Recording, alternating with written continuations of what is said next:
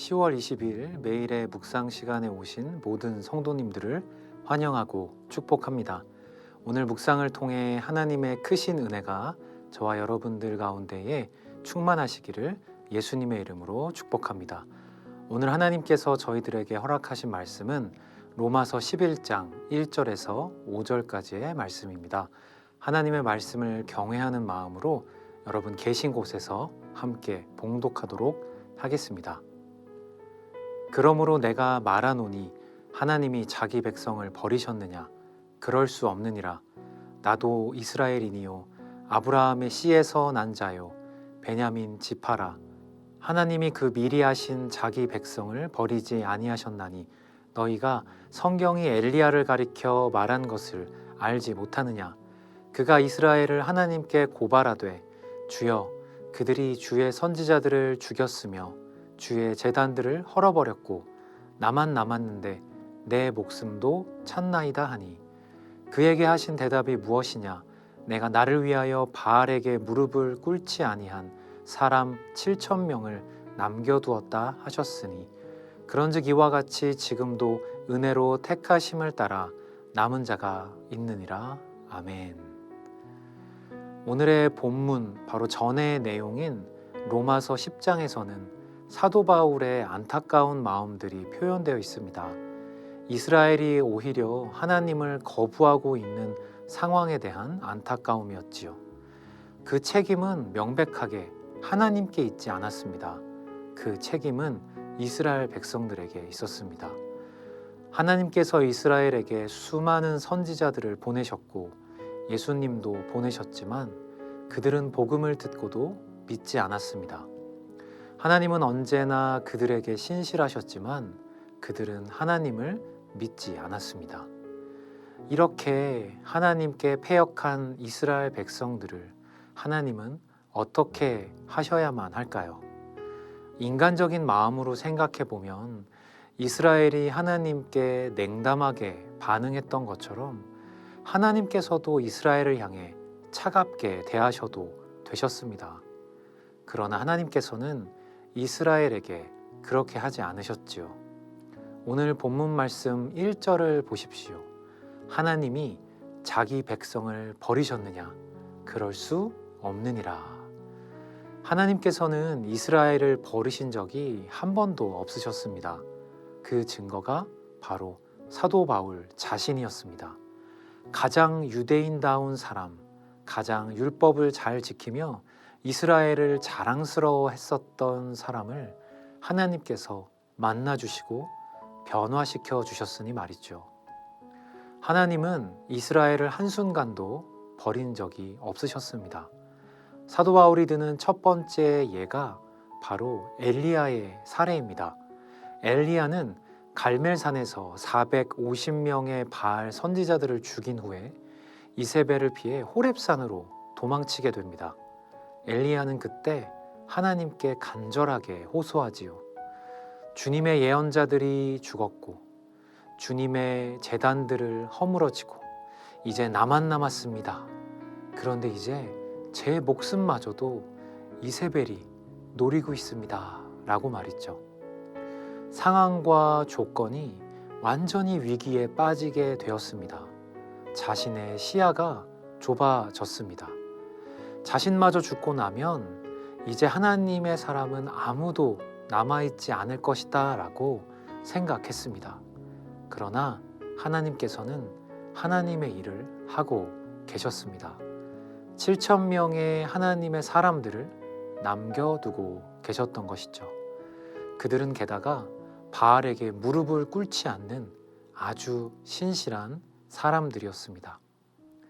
엘리야 선지자가 경험한 것처럼 믿음을 가진 사람이 없는 것 같은 상황에도 하나님은 언제나 하나님 앞에 신실한 사람들을 남겨두시고 그들을 빚어가십니다. 그렇다면 지금은 어떨까요? 코로나19가 계속되면서 많은 사람들의 믿음이 연약해져 가는 것처럼 보입니다. 다수가 하나님을 떠나는 것 같고 소수만이 하나님을 쫓는 것 같습니다. 하나님께 헌신해서 살아가는 것이 어리석어 보이는 시대에 저와 여러분은 살고 있습니다. 비록 상대적으로 소수여서 우리의 눈에 성도들이 잘 눈에 띄지는 않을지라도 하나님께서는 신실한 소수의 사람들을 남겨두셨습니다.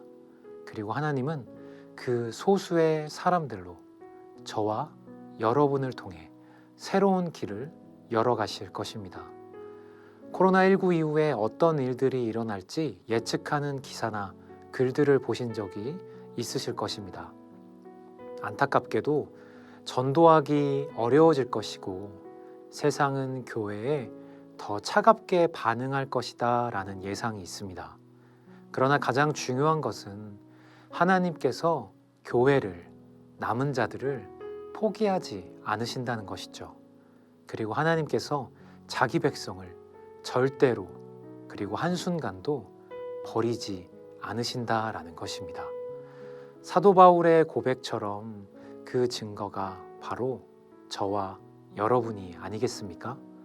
매일 말씀을 붙들고 주님께 나아가려는 여러분이 바로 하나님께서 교회를 포기하지 않으셨다라는 증거가 아니겠습니까? 이것이 바로 교회를 향한 하나님의 영원한 은혜인 것이죠. 사랑하는 성도 여러분, 저와 여러분 그리고 할렐루야 교회가 그런 하나님의 남은 자로서 그 증거로 살아가야만 합니다. 우리는 눈앞에 절망적인 현실을 바라보면서도 하나님께서 교회를 향한 사랑, 남은 자들을 향한 사랑을 거두지 않으셨다라는 진리를 붙들어야 하겠습니다. 하나님께서는 이 땅을 포기하지 않으셨다라는 증거로서 저와 여러분을 남겨두셨습니다.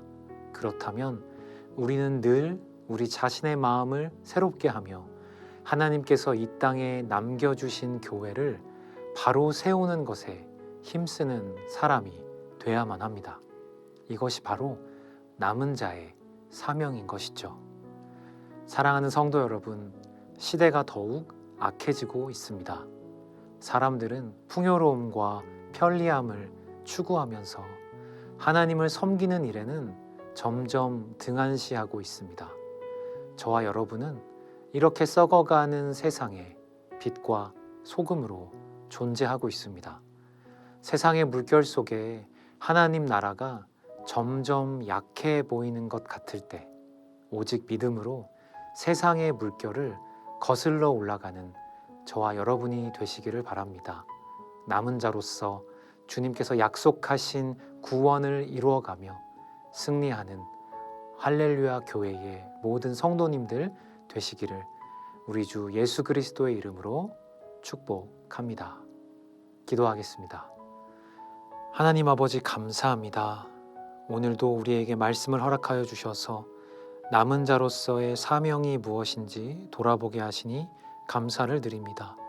하나님 세상의 목소리에 귀 기울이지 않게 하여 주시고 하나님 아버지 하나님의 나라가 약해 보이는 것 같은 이때에 오히려 주님께서 우리와 동행하고 계시고 우리를 한 번도 떠나지 않으셨음을 기억하게 하여 주시옵소서. 그래서 남은 자들을 빚어가시는 하나님의 신실하신 은혜를 묵상하며 주님께 더욱더 나아가며 하나님께 받은 그 사명을 잊지 않고 행하는 할렐루야 교회의 모든 성도님들 되게 하여 주시옵소서. 우리 가운데 함께 하시고 역사하시는 주님을 찬양합니다. 감사합니다. 이 모든 말씀 우리 주 예수 그리스도 이름으로 기도드립니다. 아멘.